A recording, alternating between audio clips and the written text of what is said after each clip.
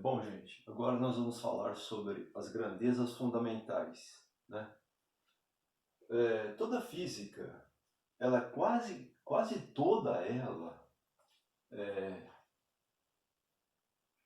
é colocada em cima da base dessas três grandezas fundamentais. Ela é alicerçada nessas três grandezas fundamentais. São três, tá? É lógico que existe algumas outras que a gente não vai falar, porque ela está na vanguarda da física, né? Que são as partículas transportadoras de força, por exemplo, os neutrinos, os fótons, né? Mas nós vamos falar sobre essas três grandezas fundamentais que elas descrevem muito bem a física clássica, a termodinâmica, o eletromagnetismo, a mecânica, tá?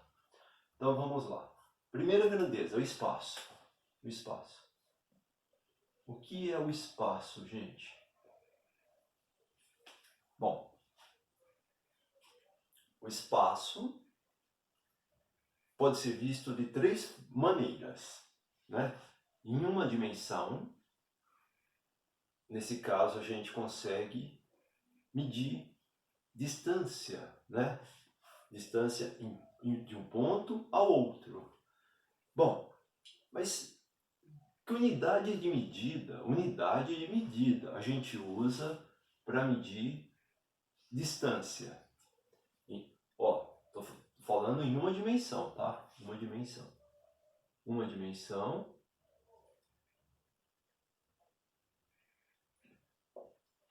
Um metro, por exemplo, é uma unidade de medida. Outra unidade de medida seria a polegada, né? Os submúltiplos, o metro, né? Decímetro, centímetro, milímetro. Se eu dividir um metro, mais ou menos esse tamanho, por 1000, eu tenho o milímetro. Se eu dividir de novo esse milímetro, que é a distância entre dois pontinhos aí da régua, né? Em 1000 partes iguais, eu tenho o micrômetro, que é uma parte do milímetro em 1000, tá? Então, micrômetro. Eu estou no tamanho dos micróbios das células, de algumas células, né? 10 vezes um micrômetro, 10 vezes para baixo, 10 vezes para cima, né? Então, é mais ou menos o tamanho das células e dos micróbios, tá? Se eu pegar esse micrômetro, ó, tudo termina com metro. Tem o prefixo e o metro. Dividir de novo, eu vou ter o nanômetro, tá? Que é o tamanho dos átomos. Um átomo de hidrogênio, ele tem mais ou menos 1 nanômetro. Aí você é o menor átomo. Aí você tem átomos um pouco maiores, 2 nanômetros, 3, 6, 10 e assim por diante. Até átomos 100 vezes o tamanho do hidrogênio, tá? Muito bem. Então, ó, quais unidades de medidas eu uso? Metro, polegadas, milhas, quais mais? Pés, né? Pés de altura. Então, ó, a aviação usa muito pé, né? Que é mais ou menos 30 e poucos centímetros, né? Que mais? Léguas, né? Então tem um monte de medida de distância. Essa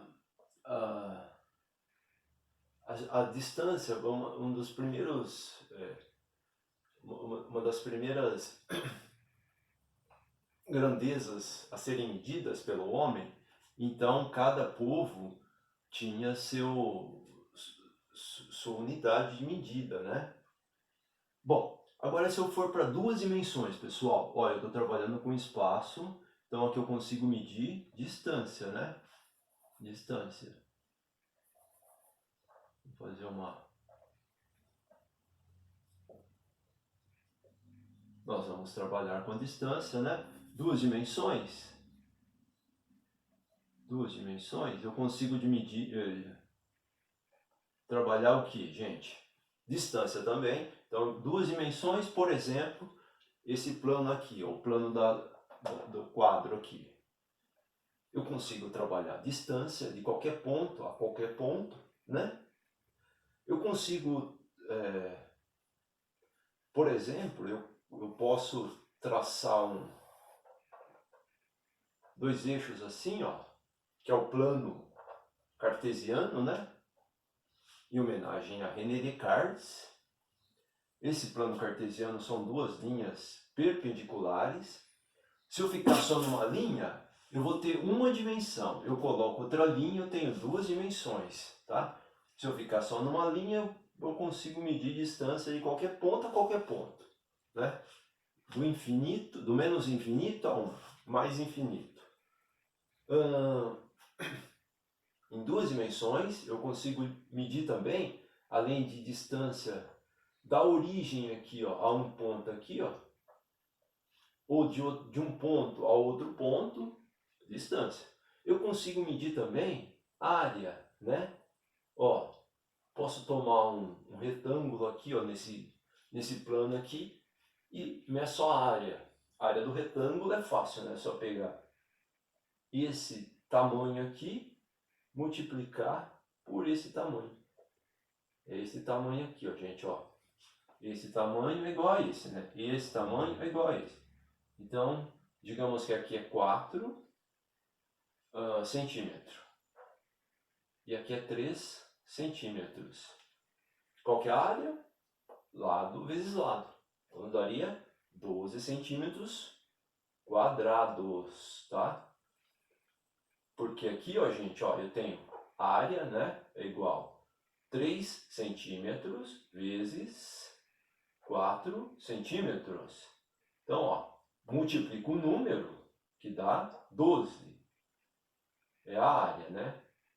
Multiplico também a unidade de medida, que é centímetro vezes centímetro. Lembra, ó, potência de mesma base, base 1. Conservo a base, que é o centímetro, somo os expoentes. Então dá 12 centímetros quadrado, né? Muito bem, gente. Agora, se eu for para 3 dimensões, então, ó, 2 dimensões, eu consigo medir distância e área, né? Em 3 dimensões, pessoal, em 3 dimensões eu consigo medir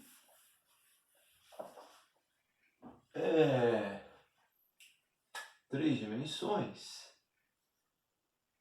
Eu consigo medir a área também, ó, 3 dimensões, agora eu tenho que ter 3 eixos, né? Ó, 3 eixos perpendiculares, os 3, né, entre si, ó. Perpendiculares. Eu consigo medir distância, área e outra coisa também. A área qualquer, ó, imagina que a sala aqui é o meu espaço, né? Eu tenho o canto da parede com das 3 paredes com o chão, as 2 paredes com o chão, né? Eu tenho esse cantinho aqui, ó, né?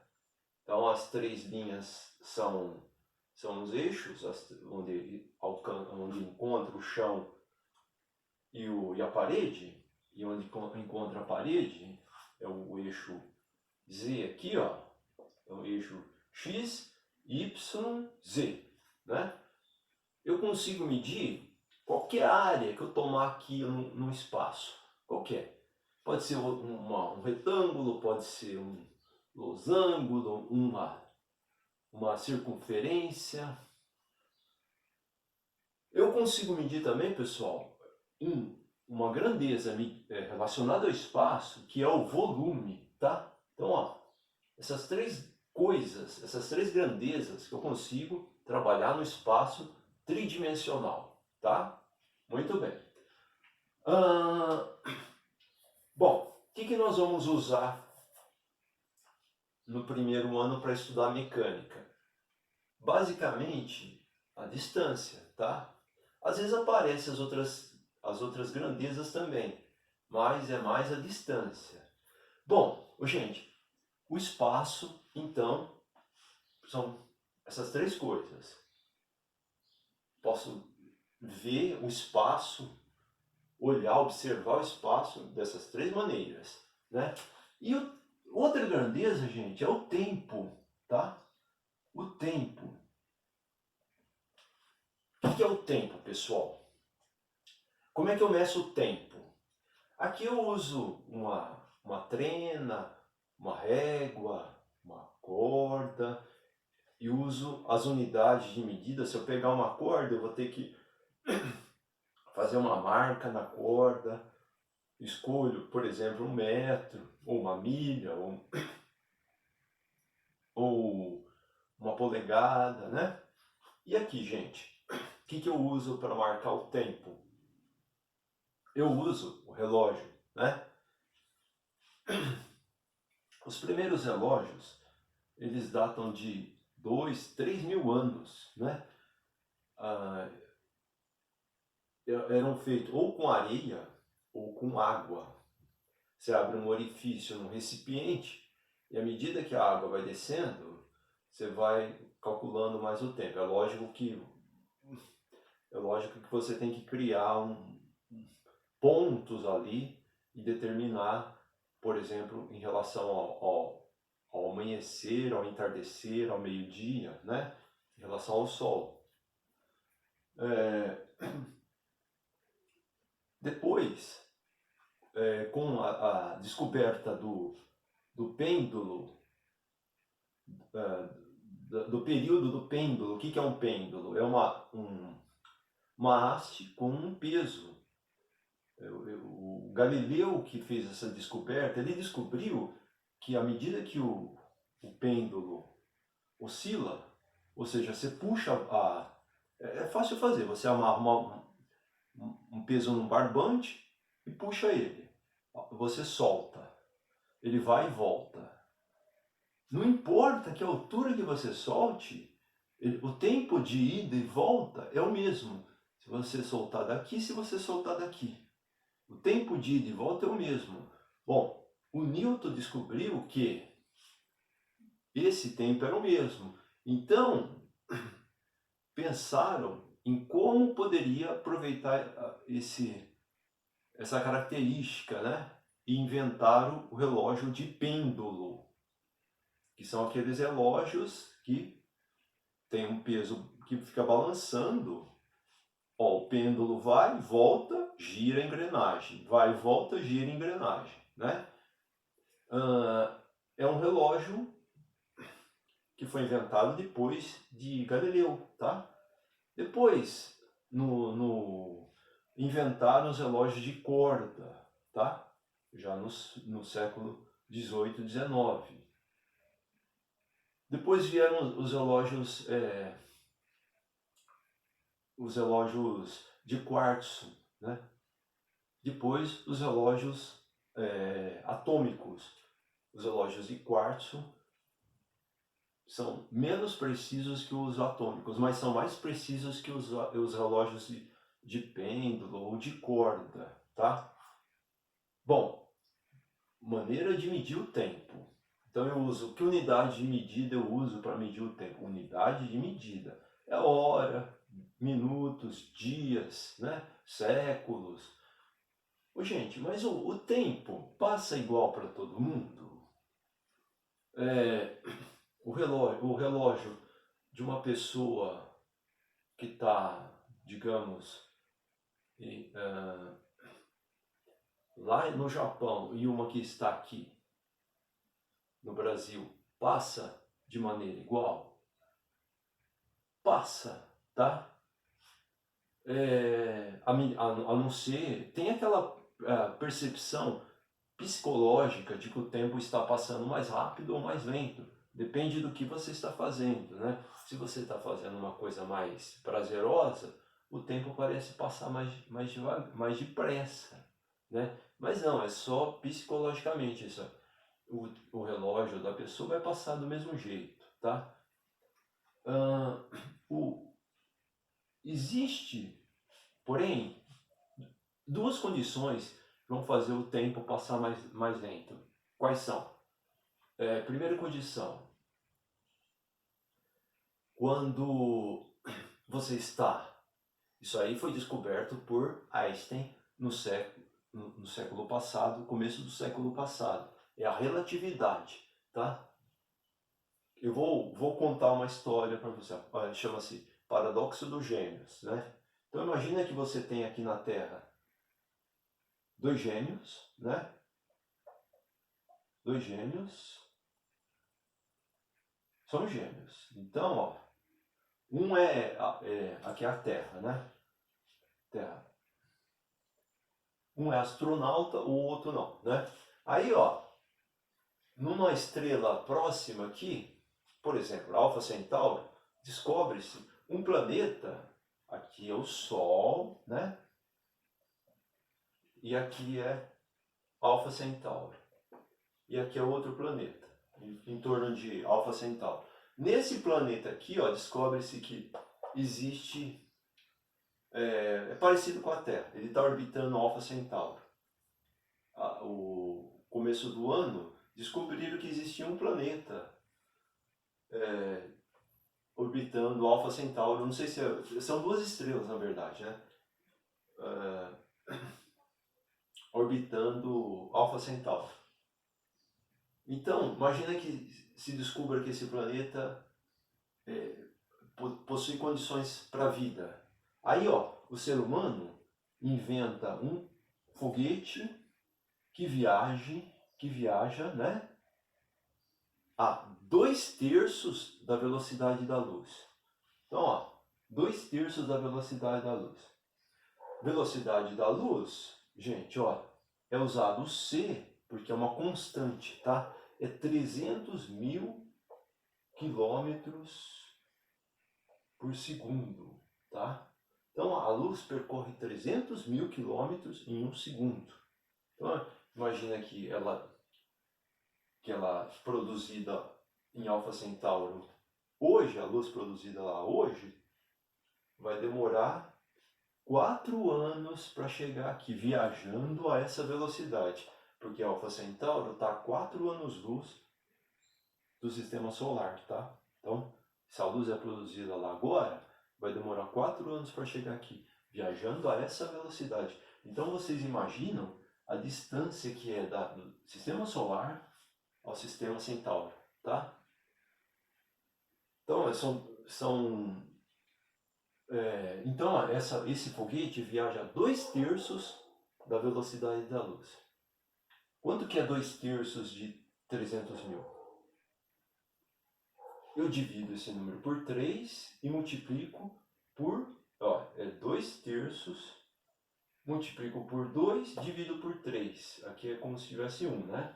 Então, ó, viaja 200.000 quilômetros por segundo. Esse foguete aqui, ó. 200.000 quilômetros por segundo. Então, ó, vamos apagar para não ficar muito... Esse é o nosso foguete. Então, aqui, ó. Esse carinha aqui, ó, é um dos que vai, irmão desse outro aqui, ó. Ele vai viajar para lá. Então, ele vai ser um dos tripulantes.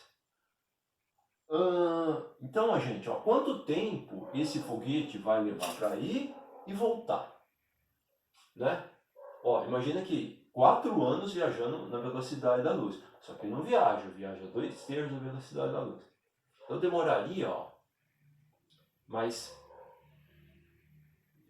tem um porém também, ó, que esse foguete, quando sair daqui, ele não vai sair com essa velocidade. Ele vai sair com uma velocidade bem reduzida, né? Em relação à Terra aqui, ó, tá? ele vai estar em órbita da Terra e tal. Então, ó, ele vai acelerar. Quando ele estiver saindo do sistema solar, não pode ser uma aceleração muito alta. Gente, esse foguete não existe. É só um exercício mental, tá? Quem sabe daqui a algumas dezenas de anos a gente consiga inventar um foguete. Então, ó, ele não pode acelerar muito bruscamente, porque a inércia que a gente já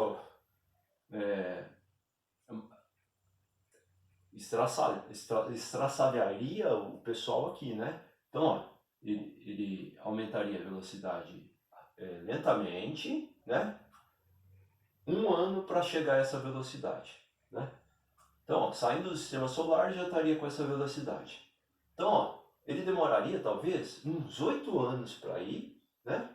Mais 2 anos lá e 8 anos para voltar, né? Então, ó, 8 e 8, 16, mais 2, 18. 18 anos. Imagina que eles estivessem com 20 anos quando saiu da Terra aqui, ó. 22 anos, para dar 40 anos certinho.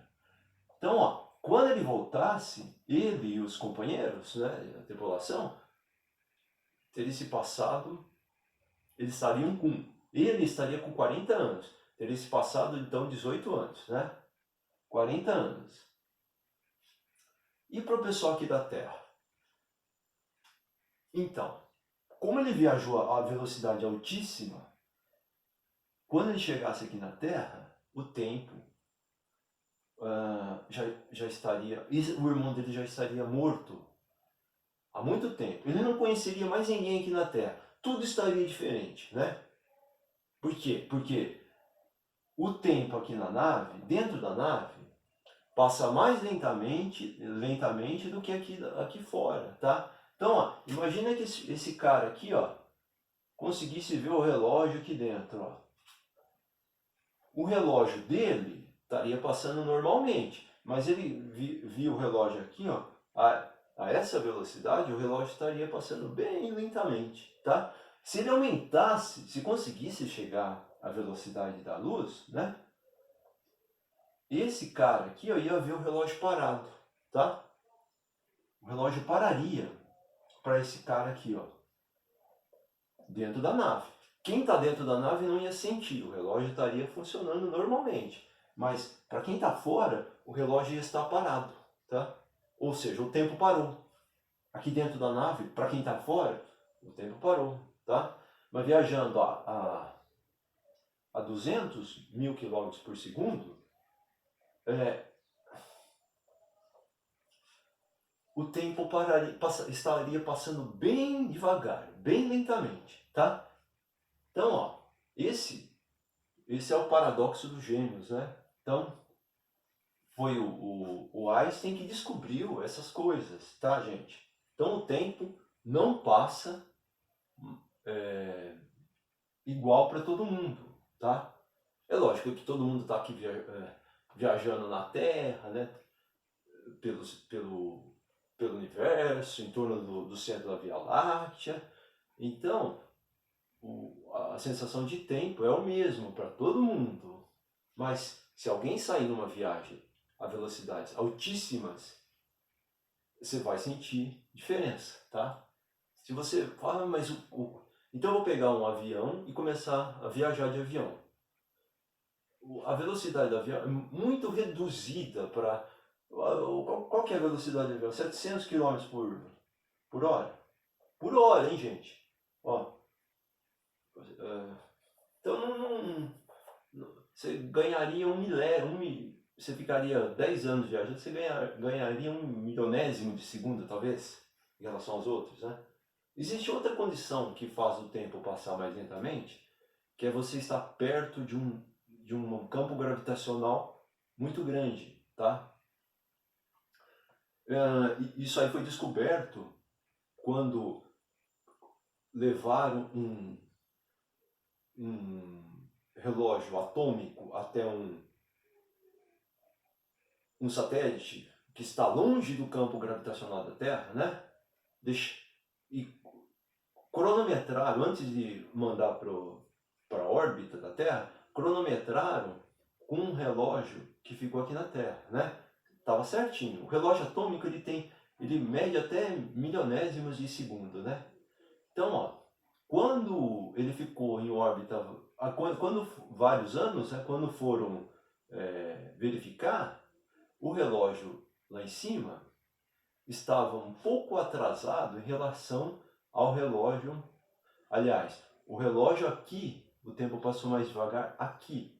O relógio aqui estava um pouco mais atrasado em relação àquele relógio lá em cima. Então o tempo passou mais devagar aqui, tá?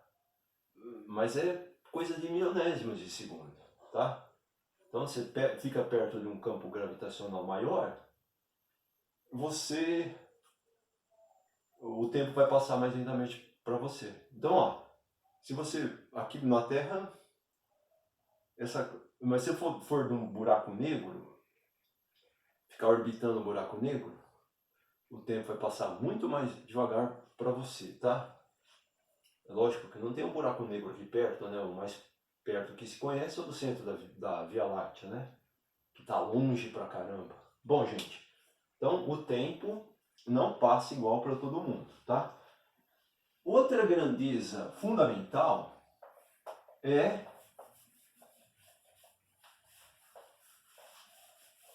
então, ó, tem o tempo, tem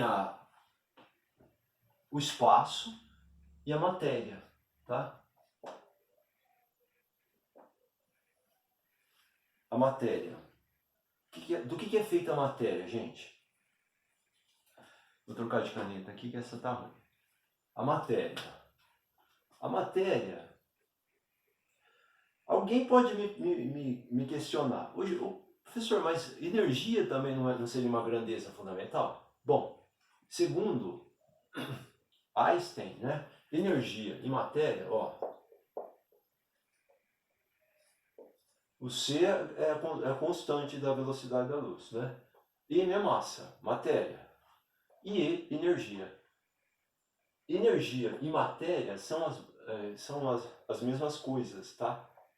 Então eu consigo produzir matéria com energia e energia com matéria, tá? Mas para produzir matéria eu preciso de muita energia. Bom, gente, a matéria ela é composta de átomos, né? Os átomos são compostos de 3 partículas. É lógico que existem outras partículas, mas que tem massa ou não, né? Mas vamos nos ater a essas 3 partículas, que é o próton, o elétron e o nêutron, tá? São essas 3 partículas que compõem a matéria.